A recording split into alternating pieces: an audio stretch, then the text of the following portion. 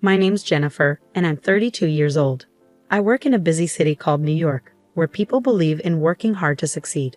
My husband, Donnie, is 30 and works too. We got married 2 years ago. Donnie might seem a bit unreliable sometimes, but he's actually really kind. He's good at helping out with chores around the house. I'm a career-focused woman. I love my job and feel proud when I do well. In my job, if you work hard, you can move up. But there's a downside. Sometimes they might ask you to move to a different place. And if you want to have a baby, there's no rule about taking time off. Many women quit their jobs when they get married or have kids. I used to think the same way. I wanted to focus on my career and didn't plan on getting married. When Donnie asked me to marry him, I said no at first. I told him, I love my job. I'm in charge of a team now, but I want to go even higher. I can't imagine settling down or having kids. But Donnie understood. He promised we'd share the chores and wouldn't have kids. Eventually, I agreed to marry him because he was so understanding. Both Donnie and I work, so sometimes we don't split the chores exactly as we planned. But we help each other out, and I think we do pretty well. Sometimes my in-laws make annoying comments like, "You should focus more on your home than your job," or "When are you having kids?" But it's not too bothersome because Donnie always supports me. Living with Donnie has been nice, and I've learned to enjoy being married. Then, one day, my boss, who's the head of our department, called me about a possible move to a different office. He said, "What do you think? You'd work at a branch office for a while, but you'd come back here after 2 years. You'd have a good position there, and if you do well, you'll get promoted when you come back. You might even become the first woman to lead a department. It's a pretty good opportunity, right?" Accepting or refusing this move could decide if I'll get promoted at my job. Everyone who's become a boss or higher has done a move like this. If I say no, I might stay in my current job, but I could also get moved to a less important position. Before I got married, I would have taken this chance right away, but now, being married made me feel hesitant. I told my boss, "Thank you for thinking of me. Personally, I'm interested, but since it involves moving, I want to talk to my husband first. Can I give you an answer after that?" He said, "All right, you're married. You can choose to go alone or move with your family. Talk it over. I'm hoping for a yes." When I got home, I talked to Donnie about it. I've been offered a job transfer. I might have to move to the countryside, but if I do well for 2 years, I can come back here. And if I keep doing well, I could get promoted. I want to take this offer if you're okay with it, Donnie. We can move together, or I can go alone. What do you think? At first, Donnie was surprised, but then he thought about it and said, "If you take this transfer, Jennifer, your dream could come true, right? I can't move with you because I have my job here, but don't worry about me. Go for it." With Donnie's support, I told the company I'd go for the transfer alone and started discussing the details. They agreed to pay for my moving costs and offered some good benefits, like considering my travel days as work days. So I decided to accept the transfer to the branch office. I got the official transfer order and chose to live in a company apartment, which was affordable. On moving day, the movers had already taken my stuff, and Donnie came to say goodbye at the station. "Thanks for seeing me off. I'll keep in touch, and I'll try to come home as much as I can." "Yeah, I'll be waiting. But remember, even though you're working from afar, don't overdo it," Donnie said. "You too," I replied. "It's time. Take care, okay? I'm heading out," Donnie said as he left. And that's how my life as a remote worker began. I planned to come home during holidays and quieter times, but things got rocky at the branch office right after I arrived. I won't take orders from a woman. How can I trust someone new like her? One of the local employees complained. I faced resistance from the staff there. They spread rumors about me, didn't listen to my instructions, and even ignored my calls. And then things got worse when a project I was overseeing had a big mistake because one of my team members deliberately kept me out of the loop.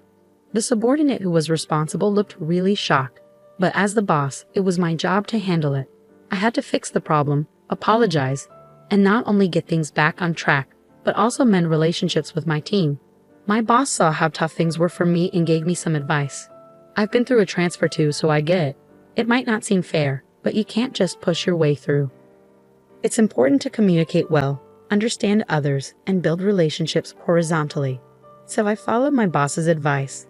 I spent more time getting to know everyone at the branch and even joined the neighborhood association since the company's housing was part of it. Before I knew it, I was so busy that I couldn't find time for myself, let alone go back home where my husband was waiting. I kept in touch with him, but after a few months of remote work, it got hard to reach him at night. I'm working late every day because work is tough. I get tired and end up falling asleep.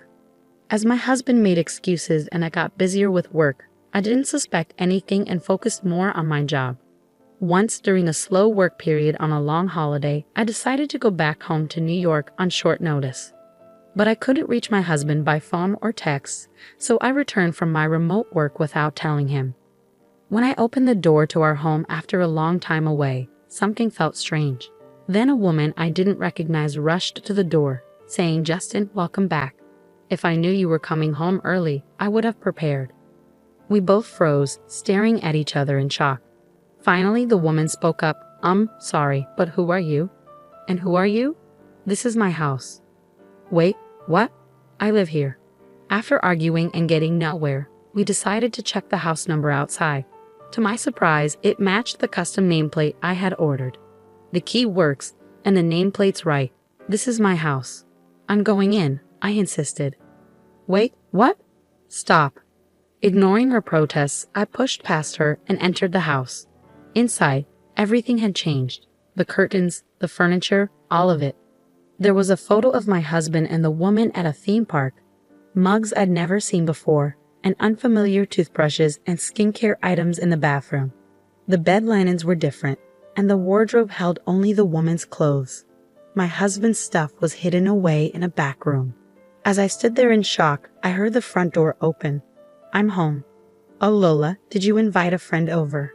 "Justin, thank goodness you're back. This woman just barged into our house." The man the woman called Justin was definitely my husband, Donnie. Seeing me, he looked surprised. "What are you doing here?" "Donnie, why is she calling you Justin? Can you explain what's happening?" I asked him. "What do you mean? This is Justin, right?" "Justin." "Well, actually," my husband seemed flustered under our questioning. "Lola, his real name is Donnie. Isn't that what's on your driver's license? And I'm Donnie's wife, Jennifer." "That's not true. He told me he was divorced." "Donnie, you need to explain everything clearly," I insisted. "Jennifer, you were gone for so long, and I was lonely. So I thought I'd try a dating app, and that's where I met Lola," Donnie explained. "So Justin is your fake name on the dating app?" I questioned. "No, it's not like that. I was worried if my real name came out. It might cause problems, so I used a different first name but kept my last name," Donnie clarified. "And why did you lie about being divorced?" I pressed further. Lola's profile said she'd never dated a man before and was serious about finding someone for marriage. It struck a chord with me, so I lied about being divorced to win her over. "We started living together," Donnie admitted. "Why would you do something like that?" I asked, puzzled. At that moment, my husband began justifying his actions defiantly. "It's because you're always away for work. It's natural for a man to want companionship. We've been living separate lives because of your job and the long hours. I just wanted a warm home where my wife would be there with dinner when I got back." I was shocked to hear this, as I always thought my husband understood and supported my career. But that doesn't excuse what you did. What you did was wrong. If you wanted to be with someone else, you should have ended our marriage first. Why didn't you do the right thing? I cared about both of you. I never wanted to leave either of you. After everything you've done, I was bound to find out when I came back.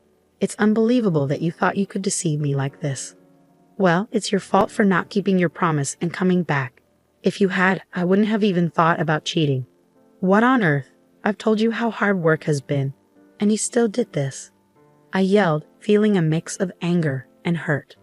Our argument escalated into a shouting match, with the woman my husband cheated with standing there, looking stunned. She realized she'd been tricked by a married man into his mess. "So everything was a lie. You played me for a fool." "I'm leaving right now," she exclaimed. "Lola, wait, it's not what you think," my husband pleaded, but it was too late. My husband tried to stop the other woman from leaving, but she brushed him off, repulsed. "Don't touch me with your filthy hands. I can't believe a single word you say," she cursed before storming out, packing her things and leaving for her parents' house. Furious with my husband, I decided to take action against his betrayal. Gathering evidence, I brought it back with me when I returned to work. The first thing I did was hire a detective to look into my husband's mistress. The investigation revealed that she was the daughter of an executive at a company partnered with my husband's workplace. I had a lawyer send proof of the affair to both my husband's home and the other woman's parents. When my husband received the documents, he protested, saying he didn't want a divorce. So I prepared for a tough legal battle, even considering going to court. The other woman's family contacted my lawyer, and we arranged to meet at their office. They apologized to me, and the other woman admitted her wrongdoing. "We're truly sorry.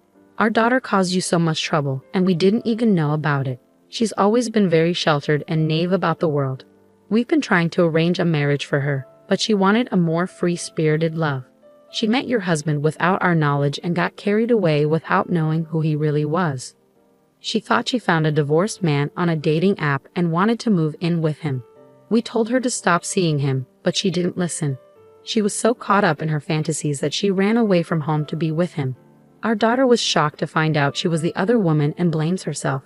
She's getting therapy now. We're willing to pay you $50,000 as a settlement and hope you'll keep this matter private." The other woman and her parents shook my hand firmly. "I understand your apology, but I have one condition. I'm preparing for a divorce, but my husband won't agree. If you're willing to cooperate and provide testimony if this goes to trial, then I'll accept the settlement."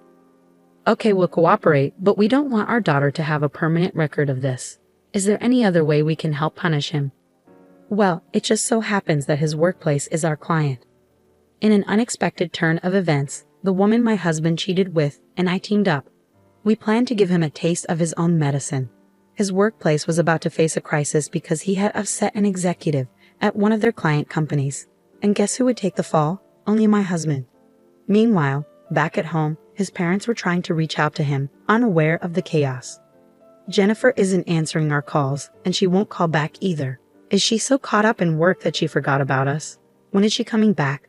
We miss seeing our grandchild," his mother said. "Mom, you don't get it. I cheated on Jennifer while she was away, and now it looks like we're headed for divorce," my husband confessed. His mother replied, "That woman who puts work before her husband is to blame. Maybe it's better if you end things with Jennifer and get back together with the woman you cheated with." My in-laws seemed to think that the other woman's family had more money than ours, so they sided with my husband and his lover, attacking me relentlessly. They called me repeatedly, but I blocked their calls. Then they started calling me at work. When I refused to talk to them, they showed up at my workplace, causing a scene. "Let go of our son. It's because of you being such a career-focused woman that our son cheated. He'd be happier with his lover, so stop interfering," they demanded. "What are you even saying? I want to divorce Donnie. He's the one refusing. Plus, the woman he cheated with doesn't want him back. He tricked the daughter of a big-shot executive into dating him, and they're furious. It's going to be a big mess," I explained. Once they realized their son had angered an important client, my in-laws suddenly changed sides and tried to be nice to me. "We had no idea it was this serious. We must have misunderstood. We're sorry. Our son messed up, but he feels bad. You'll forgive him, right, Jennifer?" they pleaded. "I have to decline. You just insulted me, and now you're asking for forgiveness? Please leave," I told them firmly. When they refused to leave, I had security escort them out. Because of the scene they caused, my company decided to sue them for disrupting business. After all the drama, I finally got the compensation from my husband and got the divorce. The other woman's family also demanded compensation for their daughter's suffering and therapy costs. With the loss of his job and having to pay hefty settlements, my husband was now in deep debt. He couldn't afford to quit, and he was trapped. 2 years had passed since my assignment started. When everything settled down, I finished my assignment successfully and was getting ready to go back to the main office. My hard work paid off, and I got promoted to department manager. If I hadn't taken the assignment, I might still be stuck in a loveless marriage. But I realize now that a man like him would have cheated sooner or later, and I would have clashed with his parents anyway. I've learned that I'm better suited for work than family life, and I'm incredibly fulfilled and happy now.